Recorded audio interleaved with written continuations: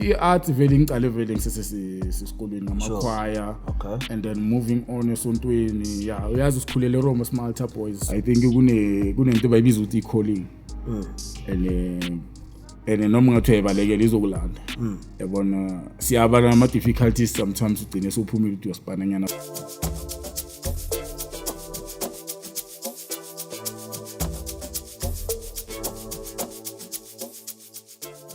.013 Golden Circle, another day, another dollar njengenhlala yenza. Welcome to yet another episode.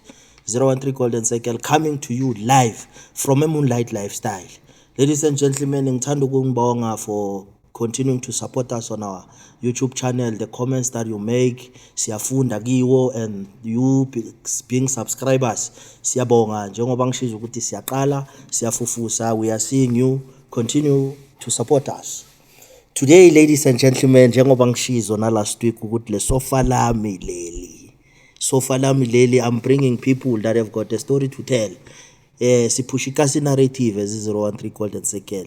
Next to me namhlanje ngiphethe indoda enkulu, not just to say indoda enkulu, but abamaziyo indoda enkulu, indoda ende, uHerbert Mhlamunye Mokoena.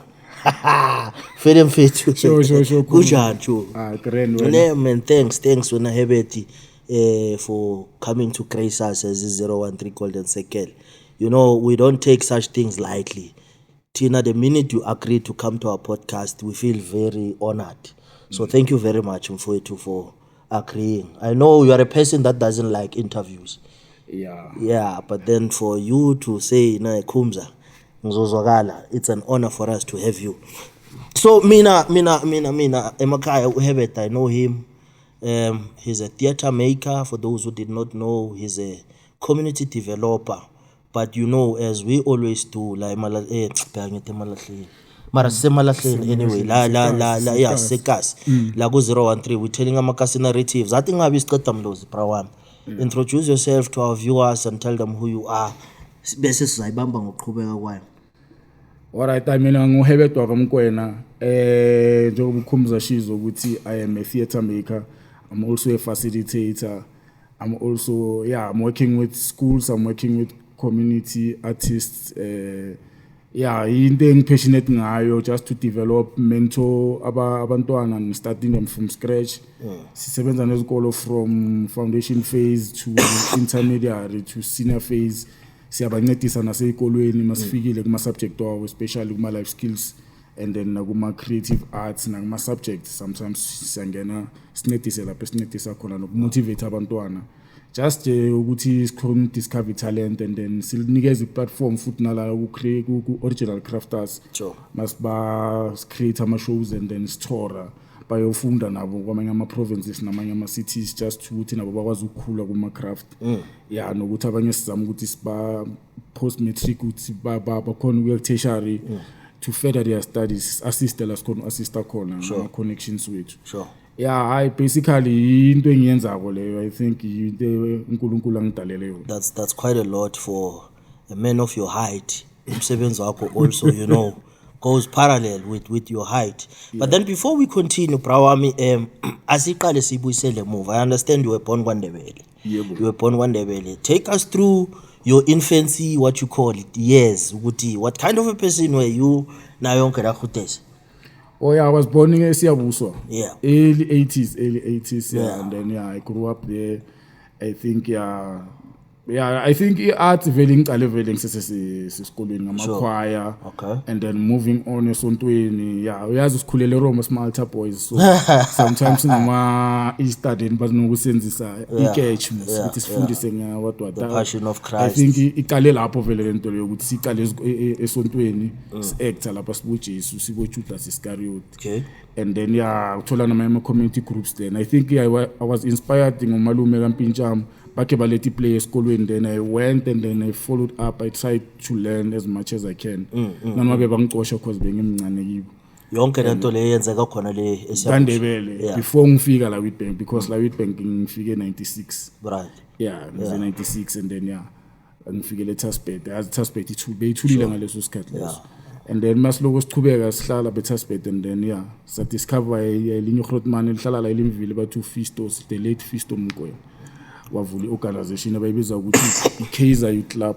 That's when we moved to eLondosi sesenza ama-awareness plays. That's where sikhule ngawo vele singene njalo ku-community ngokuthi senza ama-industrial theatre nokwenza ama-awareness play. Uyakhumbula back in the days mesipusha i-HIV and AIDS awareness sesenza boNkosi Johnson. That's when we started ukufundisa abantu performer nokuvakashela boSanta yabona performer ama-peer educators sifundisa nge-HIV and AIDS. That's when siqale khona ukuthi sibe active ngokufundisa ngokwenza babiza ukuthi just nje ukwenza ama programs in the communities around na like us nale nambeni besinokufika sidlale. Sometimes it's just ukuthi si promote safe lifestyle is safe. Sure. Yeah, then is an performance must entertain and event and stuff. Nama dancing. I've been a dancer before. Ballroom nakhona sibuya khona sizenze zonke sure. Yeah, no, like ilo kanje ngisesekhona le kwaNdebele. Abantwana abaningi kwaNdebele mhlambe emabadlala okay njengathi emakhasi kudlalwa ibhola, kudlalwa idiketo nani. So wena uthi uthando lwakho lwalento lena lubuya from esontweni? I think it inspire you yonke then esontweni vele ngoba sihlala siphila khona most of the time. That's why we say space yami because we say space yami most of the time. Sure. Plus I was privileged ukuthi bengihlala la just front opposite vele we mention mission yasesontweni nasibuya vele sihlala sisilapho ebhola nani bengasinto zami mhlawumbe ukugijima into bengiyilo yakuvuma plaza umude into bengiyenza nokucula kahle ukucula yiko bengikwenza most of the time. You see you've established mhlambe ukuthi uqalile kwaNdebele weza nayo. Then I understand you said 1996 that's when you relocated to come to Witbank. Yeah. Now what are the challenges that you faced with regards to now ukuya lapha kuboma uThebwana uMkwena Fistos because you are coming from kwaNdebele. Yeah. Here you are coming to a new city or a new town and then you still want to pursue what you love the most. The challenges that you encountered Mauda wapi? Kwaba ma resources ne space to ukurehearsa nokumeet because bezama ukusebenzisa izigila sometimes ukuthi simeet rehearse and stuff. Saqale saye TP Slilo then saba nama challenges ukuthi asina space sizothola space eLondosi kunewola then that's when izinto zaba easy khona but adopter basenza i-organization ubani labo CC wabanya kuva ukuthi Klenkopi community sengisho ukuthi wena bonabo bani nasisipana lapho bese nabo bongani inkosi omunye waseTasbet 3 bekayichairperson yethu back then bese sinobongani iXhowu uhlala somewhere around here bongani iXhowu uSipho Mbonani uhlala la eButsini and then isiphethe Bolaki Mahlangu. Ke ngikubuze ngesikhethu ngoba na ungumuntu osuka kwaNdebele uyeza uzala ngeWitbank sengitshela bonyana ke sikhulume ngenchijilo ngazi namtshana uyangizwa na anginawo inchijilo like for instance Herbert usuka kwaNdebele did you know people here in Witbank before? Bongabazi inchijilo lezi ngikhuluma ngazo yizo lezo ukuthi how did you come about ukuthi ubathole labantu laba who've got the same interest like you? No, angisho masifika sibantwana obviously sizodlala sibantwana sicala kubomabhola and stuff and then from lapho uyazwelela ukuthi okay into esoyenziwa because mawufika la Witbank vele into ebeyithandwa kakhulu bekuyibhola so into ebesiletha sibantwana ukuthi sidlale ibhola and then ekudlaleni kwethu ibhola then nawe wena uyabona ukuthi hayi man ibhola kusinto yakho but uzoyidlala because everyone uyidlala but then mase sewuhleli siba nama interest because mawufundelanga vele kufana nokuthi ufunde Witbank yonke so you'll know ukuthi kwenzakalani elimvilo oxuwa kwenzakalani kuphuka kwenzakalani until uzuthola ukuthi okay into wena uyithandako like ama recreation izinto zifana nabo dance and stuff zenziwa kuphi or sometimes uthi uzihlalele nje endleleni njengami mina ngifuna ukukhuluma iqiniso uBrafisto wasithola sizihlalele besizihlalele vele Tasbet 3 simajide ekhoneni then wafika wathi nokuthi sihlalela how about isijoin youth club isambuza ukuthi ini youth club wachaza ukuthi kahle sithi ibroad ufuna ukuthi benayo yonke into sports from sports to recreational and stuff senzohamba nematimba njoba ngithi sicale sililo then nasesizwe ematimba then nayo ibe nama challenges because masuya khona nabo amatimba bese bafuna we own yabona yagcina sesishintshile angisho uyazi ukuthi sponsor sometimes masesifikile la sesifunda ukuba recognized ukuthi senibantwana babo ukuze bachubeke banisponsor or banisupport ngalezi zinto ezidingayo sometimes mhlambe bazofika bathi okay thina ukuze sichubeke mhlambe this year until this year besine contract nabo ukuthi seseyKZN bese then bazonikhethisa ukuthi sometimes mhlambe how about we change the name to become maybe Matimba Youth Club or Itlenkopi Youth Club so thina we chose Matimba Youth Club and then after choosing Matimba Youth Club sachubeka siloko participate kuma festivals national festivals nama community festivals around the Gauteng and then siyakhula ngisho singabantu masikhula then sagcina sesenza collaboration project and then sayibiza siyavutha youth club whereby bekuhlangene ne different art groups siyavutha kusile yaseZimbabwe siyavutha yaselondosi okunesinye siyavutha engathi kukhona esinye siyavutha kunamajide engwakena from ezinambeni bebayizi siyavutha but akushuta yithi co-founders siyavutha okay i-co-founders siyavutha bekuma organization different ayenza collaboration project njengoma eli weza aphethe Papamani cultural group mina ngeza ni Matimba Youth Club bese then abo happy yambona happy yes happy futhi nana ngimbona khona ngimbiza ngo happy siyavutha naye weza under Itlenkopi bayibiza Itlenkopi peer educators nabo bebagida nabo Jabu Skhuza and stuff bese then nabo washa yakakholene futhi then bese indomi table yamapansula then ushuthi kahle siyavutha was a collaboration of all these behlangene njenge collaboration besiyo computer somewhere okay because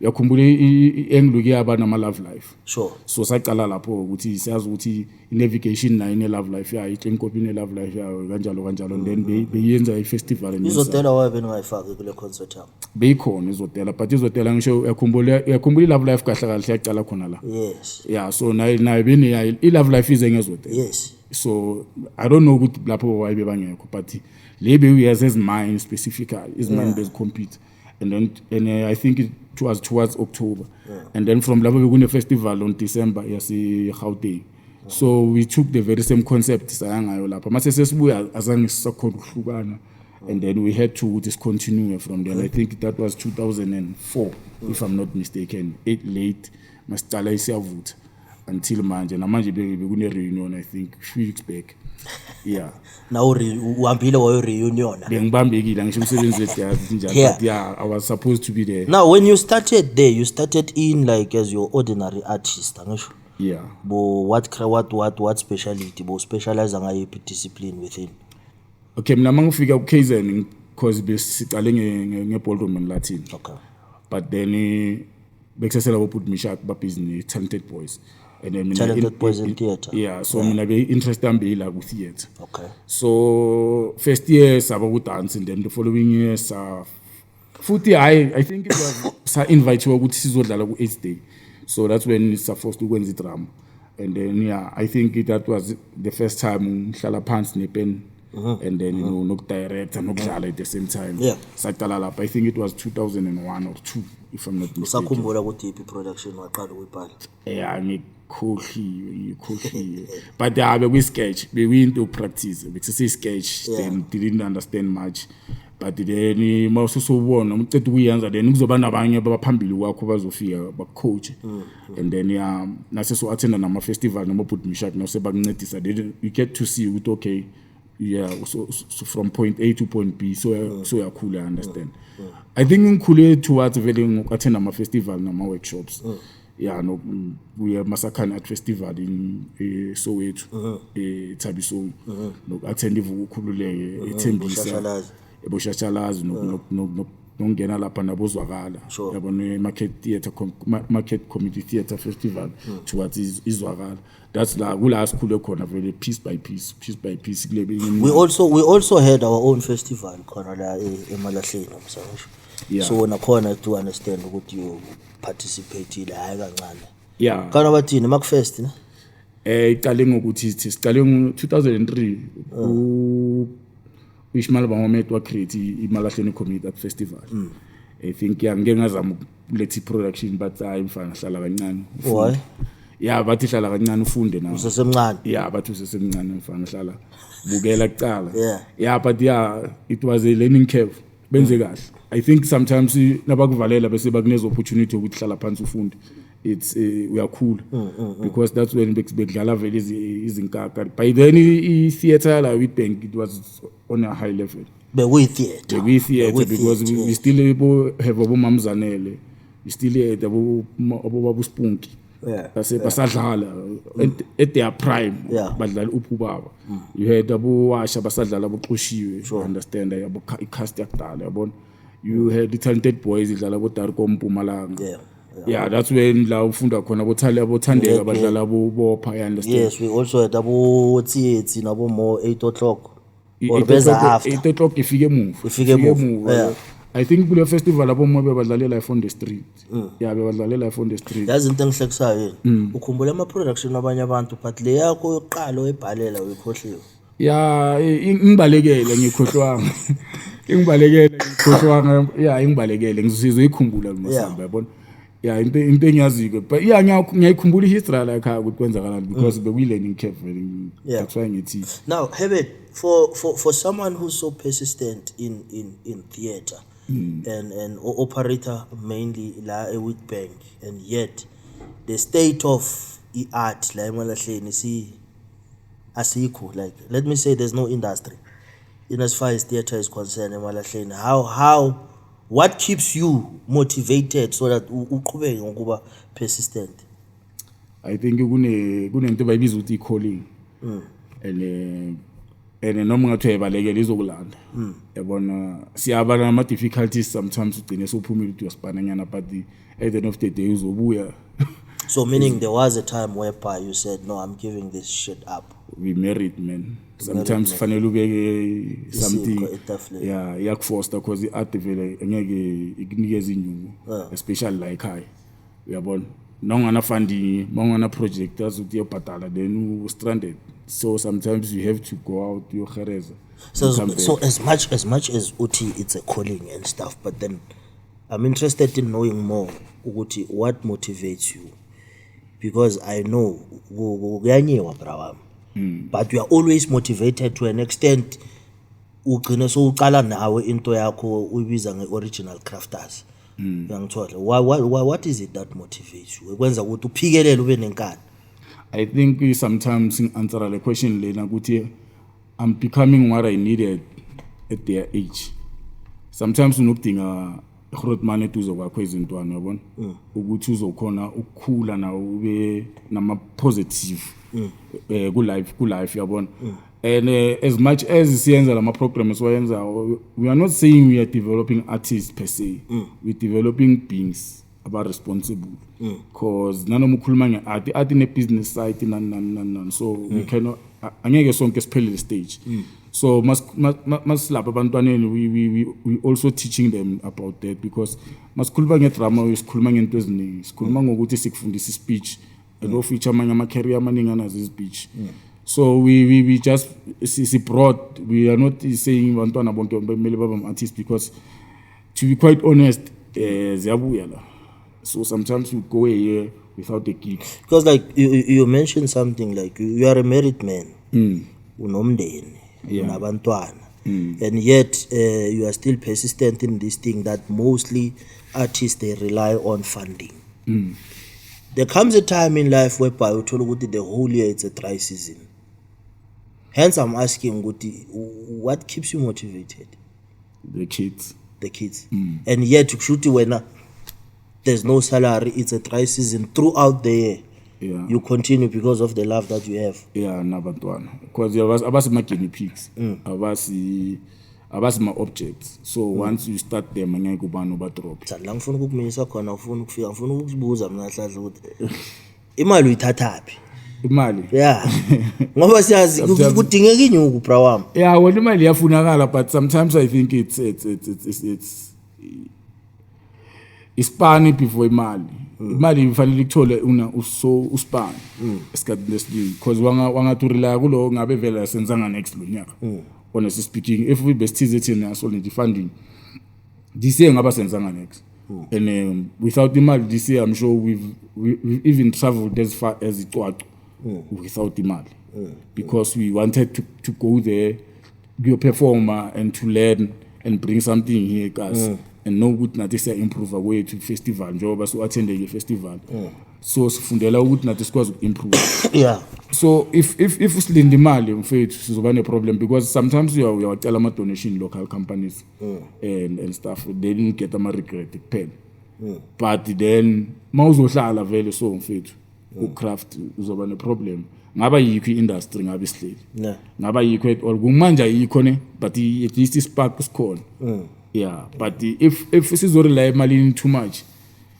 sizoba ne problem yeah no uyindoda ne plan and most of the work that you do now she's esikolweni now for you to go to schools where you had hunted or you are the one who went to schools to say I'm Herbert Mokoena, this is what I do, can you give me a chance to do blah blah blah?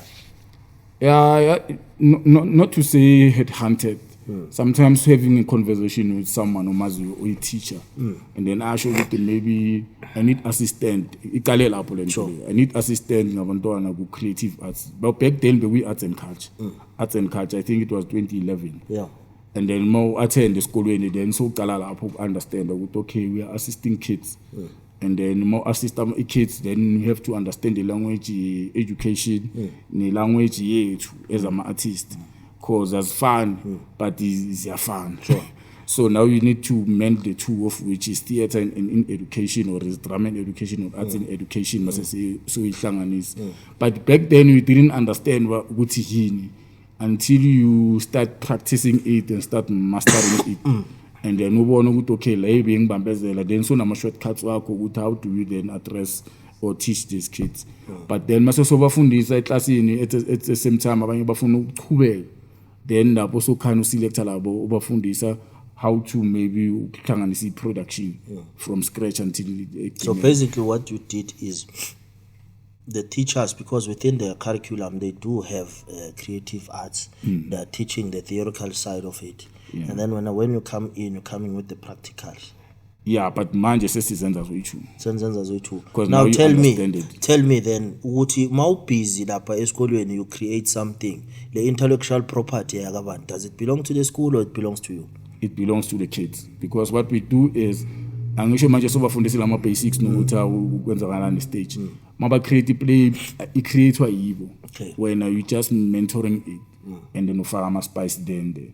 For an example, mhlambe uzofika kibo uthi okay, let's create a play, choose a theme bese mhlambe bathi teenage pregnancy, and then from lapho that's when you show ukuthi okay nina manje teenage pregnancy ni bone hamba kanjani bese bayachaza just wena manje siyabafundisa ukuthi okay, how do we plot it, how do we block it, you understand, or what is the plot, and then how do you develop a character, how do you develop a story, and then how do you funeka set costume fanele join the character and stuff.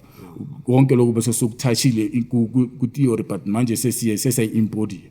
So thina into esiyenza yilo hayi ukuthi mina ngiyafika mhlambe ngithi I have a script ngicela ukuthi ningenzele, not unless kuyi short story ku language le bafuna ukuthi ba simplify le yona, because mama sesofuna ba simplify la seba understand, and then seku easy for bona ukuthi mhlambe ibhaliwe in a form of dialogue, and then it's easy ukuthi wena ungibaba mahlangu wena ungibaba ubani so makufika kule ulwanje ufunda lawo ma line lawo ma characters wawo bayo embody, and then seku easy for bona to understand ukuthi okay isho iqala la in intro, in a body, and then in a conclusion or some sort of a plot professional. I want you to take us through the process of setbacks. I do believe you've done many setbacks. Yeah. How does a setback, benefit the student?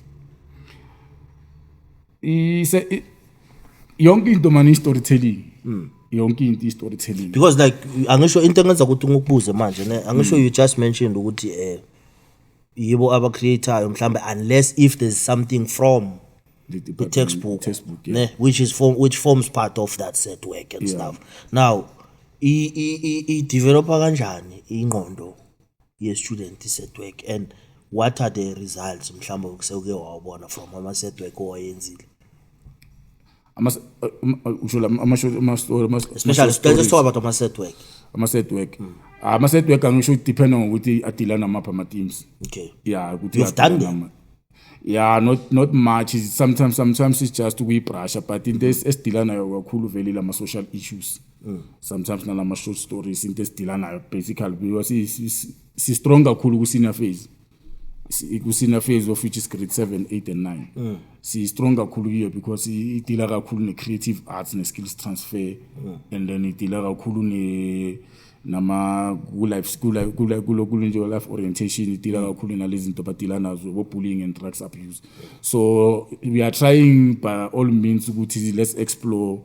It's more of a outreach program because umuntu uhlala eKhavili uzokutshela ukuthi eKhavili i-drug iba-affecta kanjani, then we bring it on stage. Yeah, but then we're trying to find solutions. The benefits, like you said, you've done, but not much of ama-setworks, of which you are still within the space of teaching. Yeah. Hence, that is why I'm asking, what have you experienced ama benefits from the setwork amongst the students that you once taught?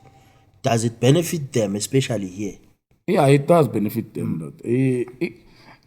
It craft benefit because now sibiza ukuthi like it creates some sort of a world that is safe for when ukuthi kube fantasy and stuff. For an example, asithi still ne Macbeth, or we dealing with my sibiza ukuthi asenze example ngeMacbeth. Macbeth is part of his setwork. Sometimes one we buhis, and then lapho ukhuluma nge-diction most of the time. English is deep. Abanye ngisho abantu abazibama poets and stuff. So sometimes in ama storyline amaningi nama betrayals and stuff. So iyaphinda futhi relatable life. So i-setwork improve futhi ne English, especially nangabo sikhuluma nge-setwork ye Macbeth. Yeah, but kune stories ezinye futhi zesiZulu ezidila ne-life, and thina ku-creative art lento sibiza ukuthi we trying to identify ama-strength wabantwana because abanye asifundi ngokufana singabantu. So abanye bafunda ngokubona, abanye bafunda ngokwenza, abanye bafunda ngokuzifundela, abanye bafunda different visually. So nalapho must be creative art, you can tell ukuthi lo akekho mnandi ngokufunda, but umnandi ngokwenza. You understand? So and we also creating a safe space ukuthi umntwana shoot mina eclassini lami akuna right akuna wrong. 1 + 1 mawuthi 11 ngiyakalawa, but sengifuna ukuthi check reasoning yakho ukuthi why it is 11. Angazi ukuthi ngitholana because create now the creative masikhuluma nge-creative sikhuluma nge something yokuthi angeke zibe wrong. Nabantu umuntu creative abathu wrong. Bathini? Nangithi iba creative ndot maqeda la nothi le akusi microphone micro oven, I can't say it's wrong. Fanele ungireasonele. Angazi ukuthi uyangithola na. Being creative is more like improvising. Being creative the way ukubamba khona futhi utshela nabantwana abantu uhlanya. How can you call a microphone? How can you call? I'm not saying that it's a freedom of speech. Freedom of speech. Yeah. Now, since how do you deal with the psychology of a child? For an example, sidila nabantwana ba different, from different backgrounds, different communities like you said, ukuthi omunye ubuya eKhavili, omunye ubuya kuphi. Now I'm gonna draw a scenario whereby we say, here's one of your kids. He or she is from an abusive background. It can be sexually, it can be either way. How do you deal with the psychological aspect of that child to make them to be the performer that you want them to be? Let's say I'm trying to avoid lama sensitive issues because now also khuluma ngento ezifana lezo then is psychological. And I mean I'm an applied practitioner. Sure. I don't deal with izinto ezingaphakathi too much because if usodilana lento lezo then so uhluba izilonda as deep. But then uyaba khona ku situation efana naleyo mhlambe yo play idilana lawo ama issues lawo, and then umntwana nangu seka freezile or seka phakathi kakhulu. How do you deal with that? Yes. Ayahluka ngisho ama scenario ukuthi sikuphi. and then depend on ukuthi umntwana unjani. Nangabe umfana I'm more comfortable. But nangabe intombazana most of the time you which one are you feeling comfortable manje kule scenario ukuthi udila nayo kanjani manje? Is created ukuthi udila nayo kanjani umfana or intombazana? Phela as mawulanda umuntu asithi mhlawumbe manje uyabest asithi mhlawumbe we dealing with a set scene for an example bese umuntu uyabest and then ungugel mina mangithi ngiyomnceda phela kukayi2 weeks ara mina ngiyenza ibe worse because mhlawumbe umuntu akhona ulingana noHerbert omenze lento leyo you understand so sometimes mangiyakuya ngiya slowly to check ukuthi is it safe na ngibona taxi safe.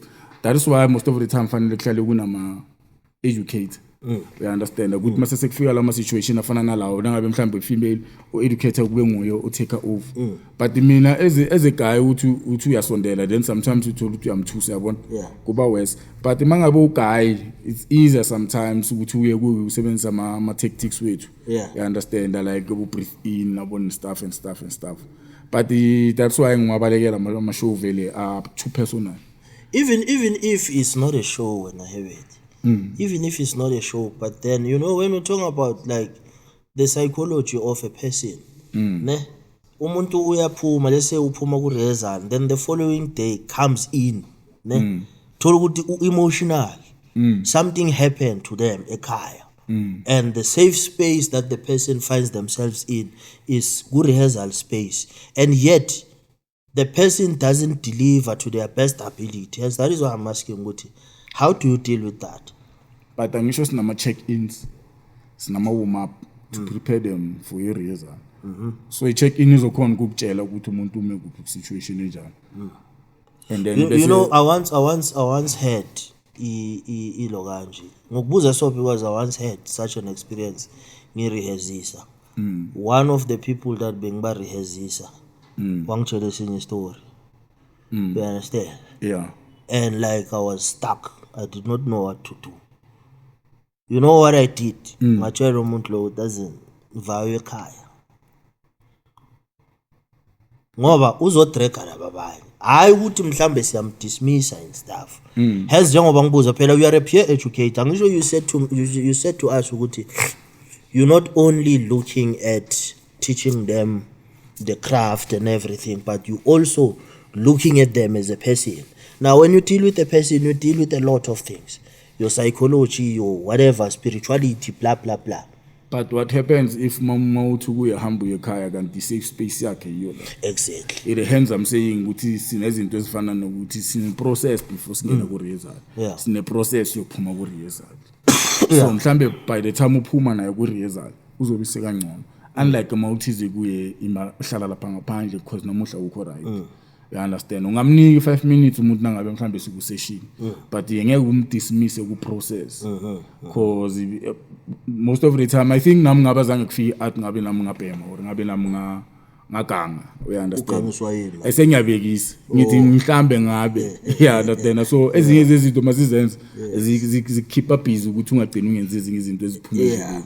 I understand. Yes. So hence I'm saying ukuthi mawuqala ukuthi hambe ekhaya what if akasabuyi? Yeah. What if akasaphinda kuye? So umnikeze leyo gap leyo ukuthi because now look angisho nami ngomuntu so I did not know what to do. Ngoba nangu uyasikhihla sikanandi. So mina the thing that I did ezongibenefit nami by that time akusengcone ekhaya sizodila nayo kusasa. Yeah, we can't avoid such issues. We are dealing with a human being and psychological and asihambe ke sidako asitech ukuthi who's the first person to introduce you to Acitech and mina vele kwesisikhathi ngibona Acitech. And what is Acitech for those who don't know? Oh, Acitech, I think it's Acitech. I met them via Sancta. Sancta, South African Community Theatre Association. Yakanwell. So ibabantu bebaphethe community theatre yala eSouth Africa. So manje production mawufuna bayinominate njengoba esikhuluma ngamanaledi or somewhere by niggas awards. Sometimes you would call them to come and adjudicate your show so that by big category ukuthi khona ukuthola ama awards.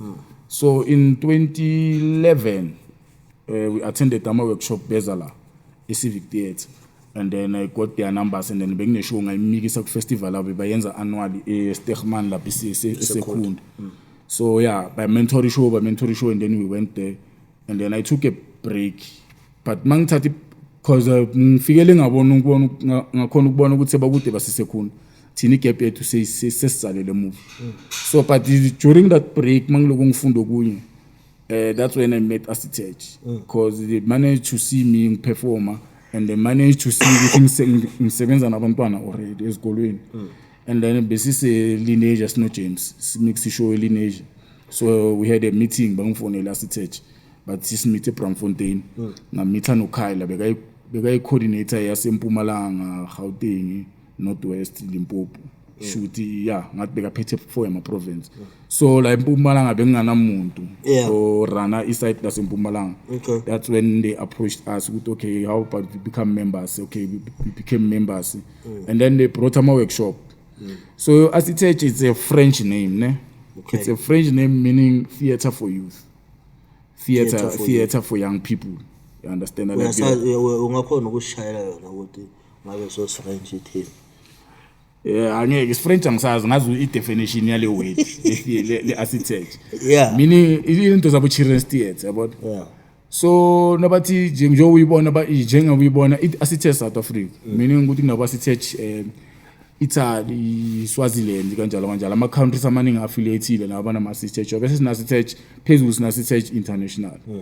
So okay, yala South Africa is quite different than now our manje, because they focus a target audience yabo it's from 0 to 21 age, meaning that you creating work for the audience level, target audience level, but you can't create okay ikhona show ikwazi accommodate as a family, but sometimes it becomes specific, like your baby theater mhlambe for abantwana abana 0 kanjalo babatla sifanga ama 2 years mhlambe 3 to 4 njalo ama creative bands zakho nama workshop okubafundisa izinto ezinye through art. You understand? Asitech alana vele is more of theater in education, drama in education. I was breaking wena down mfowethu ngoba manje you're talking about children's theater, and then there's the differences kuma ages ukuthi utheni le abantwana yini baby theater. Yeah, kune baby theater. Now awusithathe usichazele zona kabanzi, because kukhona abanye abantu mhlambe bazi ukuthi theater, and then now kumanje soza nesinye isilwana abangasazi sabo baby theater. Okay, it's okay mangizoyisimplify wonke umuntu nakaqala ibusiness une target audience yakhe, target customer for an example. Now uma create ispan sakho mhlambe se theater une target audience yakho, awumani uthi noma ubani uzobukela. Yangithola njengayo le baby theater specifically yalabantwana, meaning ifana nalento yabana ubukela ama Teletubbies. For an example, ama Teletubbies they are not speaking, they are doing something, they are benza namasana what abantwana they understand that language. But wena umdala so mangabukela ama Teletubbies ungalala, but le specifically bayenzele certain age group bayayekela nokwenza noma ngakhala umntwana thothi akakhala kwangena iTeletubbies uyathula, is because the language yawo. So yonke into in a target audience. So basically baby theater baby theater baby theater script sakhona is just directions. I think it's more physical, than text than yes. Yeah, ukuthi ukhulume uhlala phansi and stuff. I think lokho sokuza phambili nyana sesokhuluma ngabo 5 years 6 years ukuyaphezulu then nakhona so yawabala ngama line washoyo ukuthi the manner in which you communicate ngayo nama reputation, because isinento sibiza ukuthi ma reputation ukuthi umntwana aza engage. You once wrote Isibonelo and His Bones, ne? I directed it. You directed. Who wrote it? Nomveliso. Take me through ilo kanje kahle Isibonelo and His Bones ukuthi ke ifola kuphi ke yona. I think it fall under about 9 to 12 years mostly. But in a family you can watch it, but basically target the naughty kids area yebona leyo experiment asekazongena ku adolescents just lapho just before konje boyini lapha boy giant. Yeah, bengubaba ngiphinde ngibe i-giant. You understand? Yeah, but nakhona it was risky mawedlalela abantwana abancane, because mangisuka ungavele ngiyobathusa. Manje at least besidlalela i-age right, uyabona? Yeah. Leyo it's a children's theater piece of which it falls under yona le Asitech. But then Asitech is not abantu abaningi banokuhlangahlanganisa Asitech bacabanga ukuthi i-sponsor. Now when I came in, I thought very grand. Yeah. Masidinga something sizoba grand. But it's a ifana nePASMA, ikhumula iPASMA ubenja. Yeah. It's a networking organization whereby is registered there as my members wabo. Okay. So banginama opportunities within the PASMA, then thina as my first preference. You understand? So siya benefit within those into. Now, with regards to that, the beneficiation and stuff, you don't pay benefit via monetary. You can, but it depends. Angisho for an example njenge architect. Kune architect bese kune le membership of which is theater for youth. Underneath the architect we member lapho kiyo. So if mina ngine show njenge sindelo nisipho mhlambe I have a show idila nebullying. Uyangithola. So ngiregisterile lapha ne synopsis yayo ka architect uthi ngine show esone so. So nezikolo registered under the nto leyo. So isikolo mangabe sine challenge ye bullying. Abafuna ishow ye bullying bavele baya ku architect website yabo bafuna ishow ne bullying eMpumalanga. Babathi class bathola uHerbert. Herbert ibidwa high ifuna ishow ye bullying. Sicela ukuthi imikise kibo ba charge. Bese naba charges aku. So that networking ibanjalo. Bese nginama platform ama festivals. Sometimes soluthi uba nenhlanhla bakumentorile. Mhlawumbe bafuna bayibona ukuthi une progress bangumentoring. Let's take uHerbert I represent Mpumalanga kuphi international or hamba Herbert we Germany uyofunda theater making njengam I was mentored by architect 13 14 15 before I became a coordinator yaseMpumalanga. So I was mentored kizo zonke izinto from facilitation to theater making abantwana to yabona into eziningi. I was good throughout that process and mentorish was a fly. Yeah, yabona Waya urkad. Yeah, lezi zinga singazifiki kizo kakhulu zizo. Yeah, no. Herbert, I see the passion that you have for it because to an extent manje ugcine sokuqala iMalahleni School Festival of Stars. Yeah, but it's basically very for school festival. Yeah. What are you hoping to achieve in that one? So the initial idea, yakhumbula sayiqala 2016, but unfortunately I had to go back to school and study, yabona. And then we came back sayenza futhi. Mase sesiyenza siqale kahle afresh 2023 sayibiza iFestival of Stars. Angisho sisebenza nalabantwana sabafundisa act esikolweni or dance or art and stuff. So we're creating a platform as a monitoring and evaluation yalento esibafundisa yona esikolweni. So sibanikeza iplatform ukuthi beze bazo showcase sponsor. It's not a competition per se, but we are awarding them. Yeah, and so but then as man started any show esibona kwase production. Sifike lapha sesifake lama sets, sifake the costume and light and stuff so that ibe magical, you understand. Sifuna ukuthi ngamanye amagama the main aim top 3 besifuna ukuthi basicedile ngayo. Siqhubeke simentor mhlawumbe izifike ma National School Festival or bo feeder lama festivals awamakhulu like njenge feeder is one of the big school festival in the country. And bayenzela eJoburg Theatre. Manje sebayenzile nase KZN. Last year besikhulume nabo ukuthi beze bazothatha top 3 ibe khona this year eJoburg Theatre, but then yaza ama funds anokusibringisa somewhere.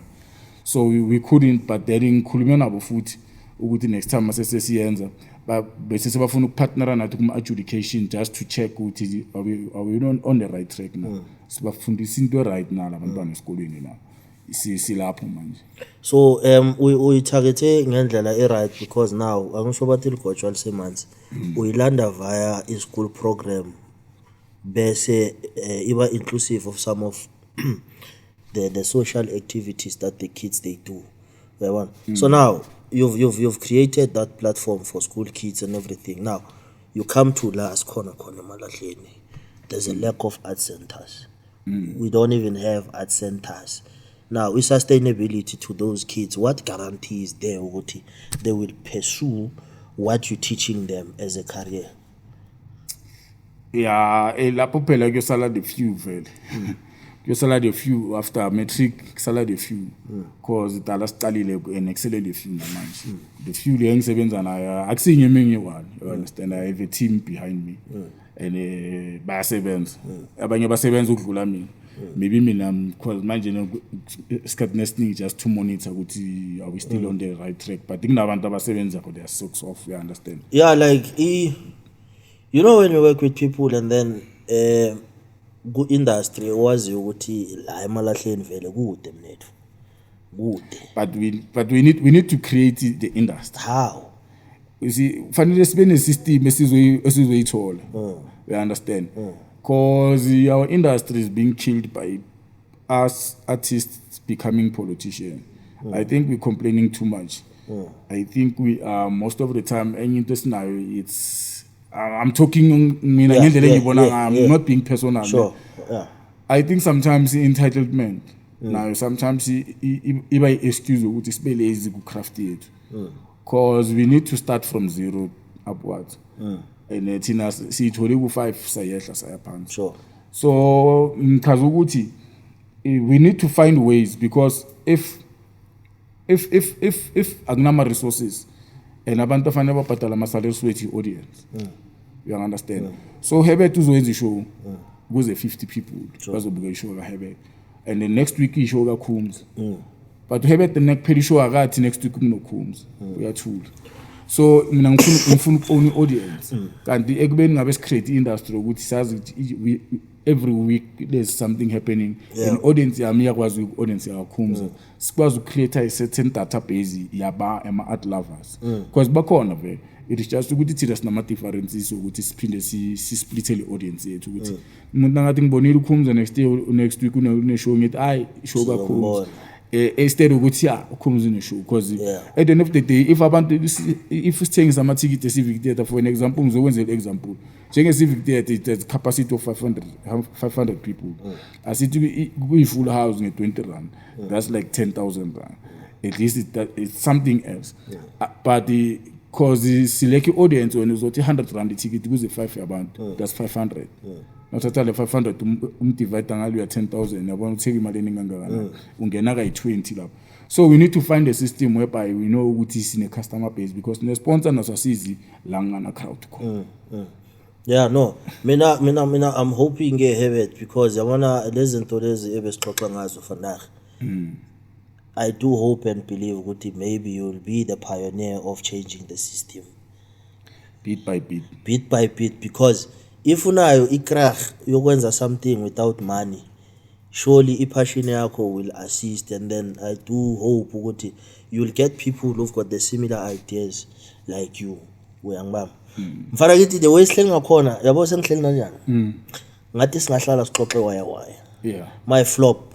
There's many things that I wanted to ask, but then if flop yami isikhathi ngishawa isikhathi awuthi, but I do believe ngizokhuluma nabangiphethe ukuthi sizoshaya round 2 siqhubeke silo kanje, because we've spoken about many things, the two of us, the things that we want to see happening in as far as art is concerned emalahleni, because we've got kids, and the kids that we have, abantwana bethu, even abantwana babangani bethu nani mabasibhekile, they see a beacon of light ukuthi no nami ngifuna ukwenza into so, but then due to some other things azikhona ukwenzeka, yabo. Sesivala Herbert, abantu mabafuna ukukulandela kuma socials utholakala kuphi?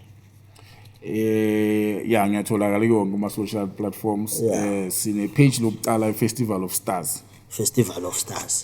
Bese uHerbert Nkosinathi Herbert ku Facebook. Nkosinathi Herbert ku Facebook. Na ku TikTok ngithola Herbert Mokwena. TikTok Herbert Mokwena. Bese sine page le Original Crafters. La ubona khona i-emblem yesandla wazi ukuthi i-Original Crafters lesi sizoyibamba masibuya futhi game stool.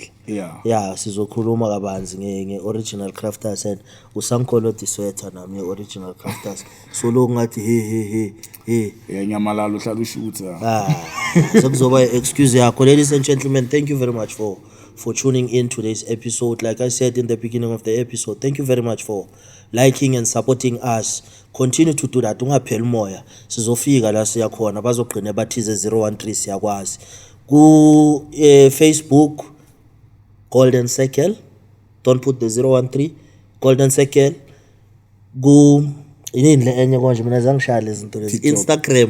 Instagram nakhona it's 013 but uyayithola na ku TikTok sikhona sisengakabanga ne-X i-X sengabanga nayo, but continue to like and subscribe to our page. Thank you very much for those who have already subscribed. Utshele nabanye ukuthi i-013 ifikile.